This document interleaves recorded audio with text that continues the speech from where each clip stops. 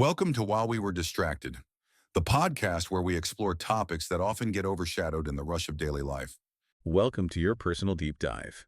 Today we're cracking open some seriously fascinating concepts. Ancient Egyptian sculptures, biblical verses, even Masonic art, and believe it or not, it all ties back to our own anatomy. It's an exploration of what the source material calls Christ oil and its journey through the human body. Okay, Christ oil sounds intense. Where do we even begin? Well, the source material is thick with symbolism and metaphor.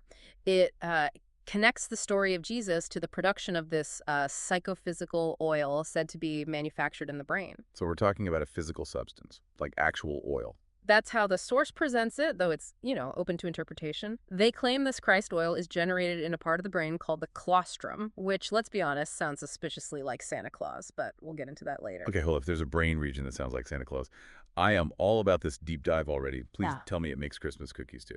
Sadly, no cookies that we know of. But the source claims this colostrum-produced oil gets a boost from the pineal and pituitary glands. Imagine them like tiny power stations energizing this Christ oil. Okay, I'm visualizing this battery getting juiced up. Then what? Where does the oil go on its epic brain journey? It flows down the spine, eventually settling in the sacrum. Now, this is where the biblical parallels start to get really interesting. I was wondering when Jesus would make an appearance. Okay, what's the connection between the sacrum and the whole Jesus story? Well, the source material points out that the sacrum at the base of your spine is sometimes referred to as the cave. They connect this to the biblical story of Jesus resting in the tomb for 3 days. So they're saying the Christ oil hanging out in the sacrum is like Jesus chilling in the tomb. That's the link they're making. And after this period of rest, the oil can be, and I quote, resurrected. Resurrected. Okay, now we're getting really interesting. How does that work? This is where things get a bit more, shall we say, esoteric. The source is a big believer in retaining sexual energy. Okay. They believe this energy, often associated with the Kundalini, that's Kundalini, can be harnessed to raise the Christ oil back up the spine. So just for clarity, we're talking about Kundalini energy, which some people believe is this powerful dormant force coiled at the base of the spine, right? Exactly. And the source suggests that activating this Kundalini energy is the key to pushing the Christ oil back up all 33 vertebrae of the spine. Hold on, 33 vertebrae. Like the age Jesus was when? You got to be kidding me. They're saying our spines are basically a metaphor for Jesus's life. You're catching on. The source is very intentional about drawing these parallels between your anatomy and biblical narratives. And the number 33 pops up again and again throughout this source. It's always about the 33 vertebrae and Jesus' age at his crucifixion. My mind is officially blown. So the oil gets crucified at the 33rd vertebra, which I'm guessing is somewhere up in the neck region. What happens next on this biblical anatomy field trip? Well, this is where it gets a little fuzzy on the anatomical details, but the source claims this resurrection of the oil can lead to a heightened state of consciousness, even enlightenment. Wow, that's a pretty bold claim. Yeah. So we're not just talking about some physiological process here. They're suggesting this Christ oil is connected to spiritual enlightenment. That's the implication. They present this whole process as a way to tap into higher realms of existence. But before we go down that rabbit hole, let's unpack some of the other anatomical and biblical parallels they make, because they get even wilder. Okay, hit me with your best shot. I'm ready for it. For instance, they claim Jacob's ladder, the biblical symbol of the connection between heaven and earth, is a representation of the spine. The spine is a ladder to heaven. I kind of love it. What else? The Dead Sea. They equate that to the sacrum, where we know the oil rests. Okay, this is too good. The spine's Jacob's ladder, the sacrum is the Dead Sea. What other biblical landmarks are we walking around with? Get ready for this one.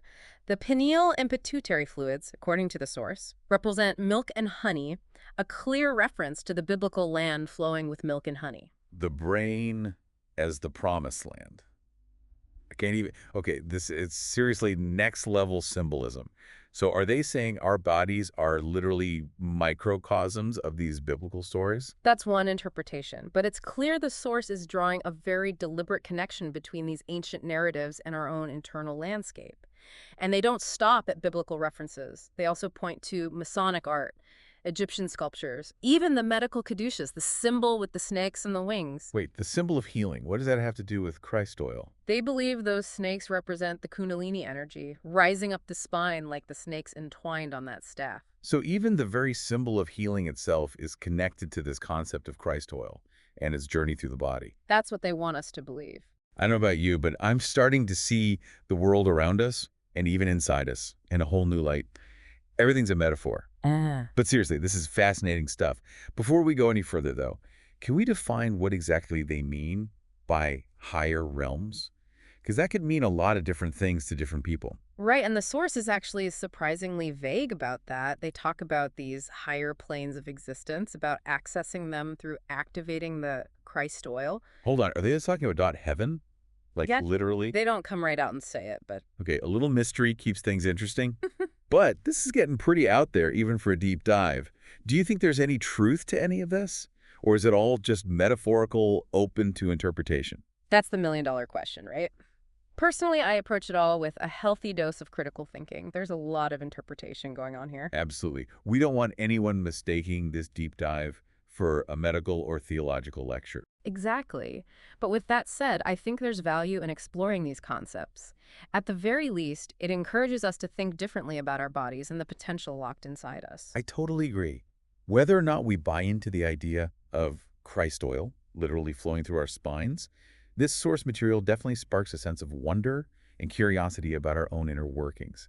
It makes you wonder, are there other secrets hidden within these ancient texts and symbols that we just haven't cracked yet? Perhaps that's a deep dive for another day. Okay, so before we get completely lost in the cosmos, let's come back down to Earth, or rather back to the body. I want to know more about these higher realms that the source material keeps alluding to. What exactly are they talking about? Are we talking about different dimensions, parallel universes? Well, they don't explicitly define it, which, adds to the intrigue. But they do mention astral projection as a potential way to access these realms. Astral projection. Now we're talking. I've always been fascinated by the idea of out-of-body experiences. Does the source shed any light on how astral projection is supposed to work? They do delve into some details. They describe it as a conscious projection of your soul or consciousness out of your physical body into this other realm, which they call the astral plane. So it's not just our minds wandering off into dreamland while our bodies snooze. They're saying this is about intentionally traveling to a different plane of existence. That's what they claim. And according to them, it's all about mastering control over your own energy and consciousness. They even suggest practical exercises for attempting astral projection. Exercises like what? Intense meditation, chanting, breathing techniques that would make a yogi blush. All of the above, actually. They're big on deep relaxation, visualization, focusing on specific energy centers in the body. Interesting. It sounds like they're blending Eastern spiritual practices with more Western esoteric traditions. Right, it's a fascinating mix. It's definitely a lot to digest, but that's what makes these deep dives so interesting. You never know where you're going to end up. Speaking of journeys, the source also spends a lot of time discussing the 7 chakras and their supposed role in all of this. Right, the chakras. Those are like energy centers running along the spine, each one connected to different aspects of our mental, physical, and spiritual well-being, right? That's the basic idea. The source material calls them wheels of energy that can either be abused or balanced. And surprise, surprise, they claim that achieving balance in these chakras is essential for spiritual growth and ultimately for raising that Christ oil. And they even link the chakras to the biblical 7 seals, as if these energy centers are somehow trapping our spiritual selves in these physical forms. That's one way to put it. They suggest that by unlocking and balancing these chakras, we're essentially liberating our spiritual selves from the limitations of the material world. It's a powerful image. It's like breaking free from chains we didn't even know were binding us. Yeah. But how does this relate back to the Christ oil? They believe activating and balancing the chakras creates a clear path for the Christ oil to rise. Think of it like clearing a clogged pipe. Okay, that's a great analogy. So it's not enough to just have this Christ oil present. We have to actively create the right internal environment for it to flow freely. We have to, as they say, do the work. Exactly. The source emphasizes personal responsibility and conscious effort.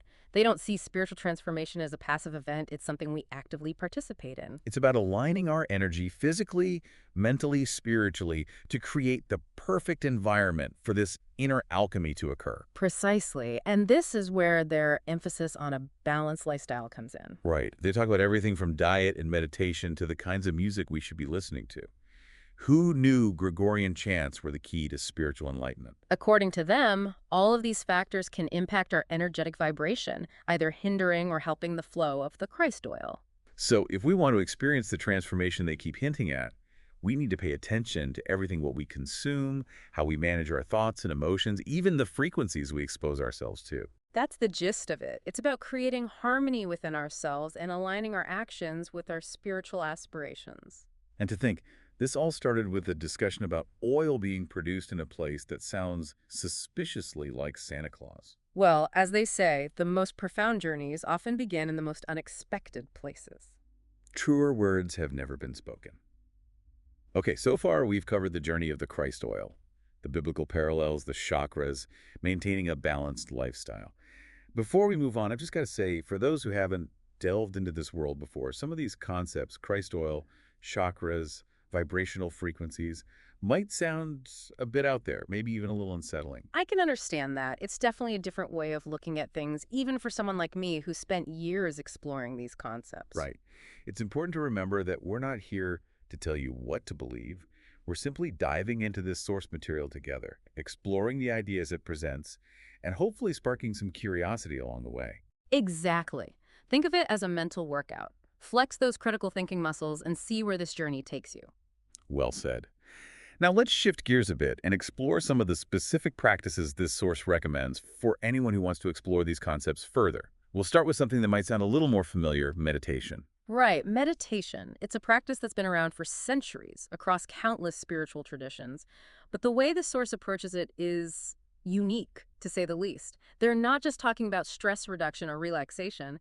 They believe meditation can be a tool for literally shaping your reality. Okay, now that's what I'm talking about. Sign me up for reality-bending meditation. Tell me more about what they're proposing. How is their approach to meditation different from what we typically hear about? Well, they see meditation as a way to consciously direct your energy and intention to align yourself with these cosmic forces that they believe govern creation itself. So it's not just about emptying your mind and finding a few moments of peace. They're saying you can use meditation to actively manifest your desires into being. That's the claim.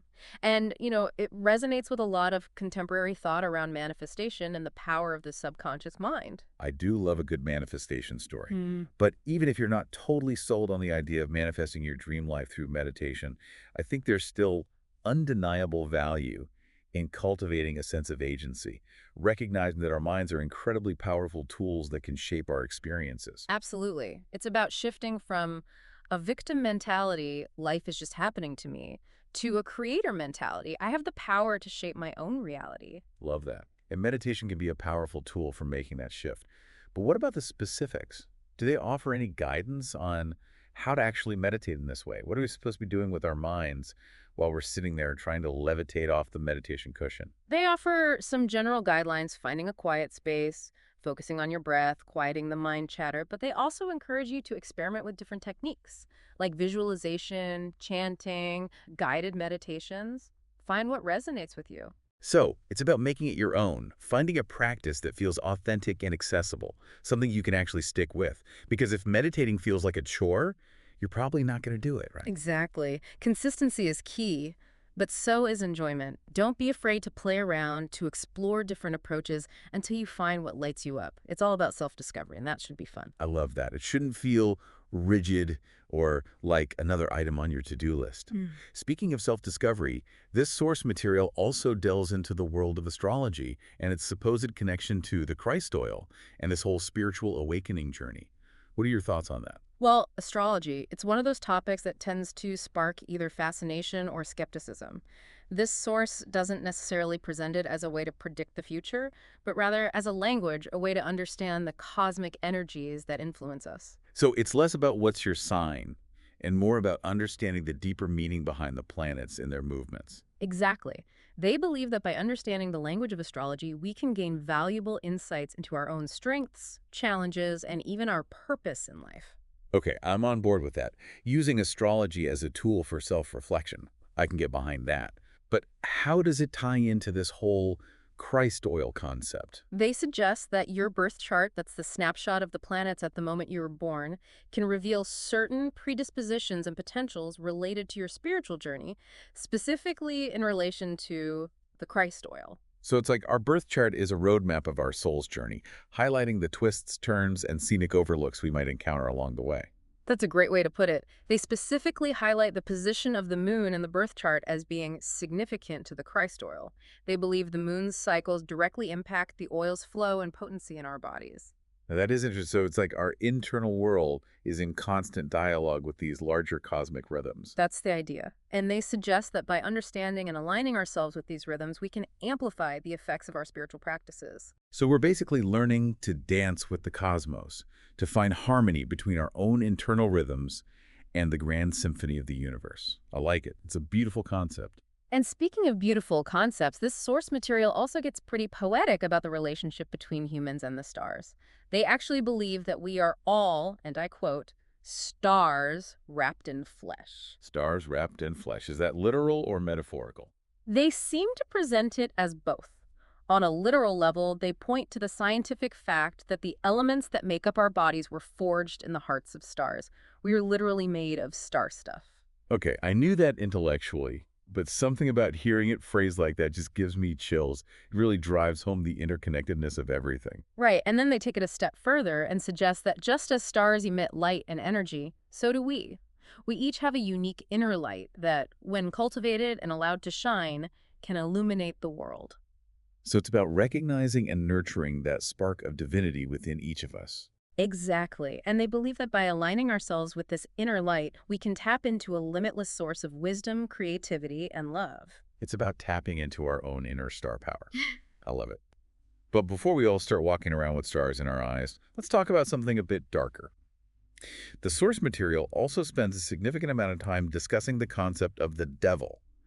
Now, that's a word that tends to evoke a lot of fear and judgment, but their take on it is unexpected, to say the least. Right. They definitely don't see the devil as an external entity, like some malevolent being with horns and a pitchfork lurking in the shadows. Instead, they propose that the devil is a symbolic representation of our own shadow selves. Our shadow selves. Now, that's an interesting concept. What exactly do they mean by that? They're referring to the parts of ourselves that we repress, deny, or project onto others, the parts that we deem unacceptable, unlovable, or just plain unworthy. So it's less about a literal devil and more about confronting the darker aspects of our own nature, the things we'd rather not acknowledge, both within ourselves and in the world around us. Exactly. And they believe that these shadow aspects, while often perceived as negative or undesirable, actually hold valuable lessons and untapped potential. It's about integrating those shadow aspects, bringing them into the light of consciousness so we can learn from them and ultimately heal those parts of ourselves that we've been pushing away. Precisely. And here's where it ties back to the Christ oil. They believe that by confronting and embracing our shadow selves, we create a more spacious and integrated vessel for this transformative energy to flow through. So it's about making peace with our shadows, acknowledging that they are just as much a part of us as the parts we readily embrace. It's about recognizing that true wholeness encompasses both the light and the dark. Exactly. And that this process of shadow integration, while challenging, is ultimately a journey of self-discovery and liberation. It's about reclaiming those parts of ourselves that we've disowned, integrating them into the fullness of our being, and stepping into a more authentic and empowered version of ourselves. Precisely. And according to the source, it's a crucial step on the path to spiritual awakening and the full activation of the Christ oil. So it's not about striving for some idealized version of ourselves where we've eradicated all darkness or imperfection, but rather about embracing the fullness of who we are, shadows and all. We'll be back in just a moment to talk more about the devil and the source's interpretation of these darker concepts. Don't forget to like and subscribe for the next episode on While We Were Distracted.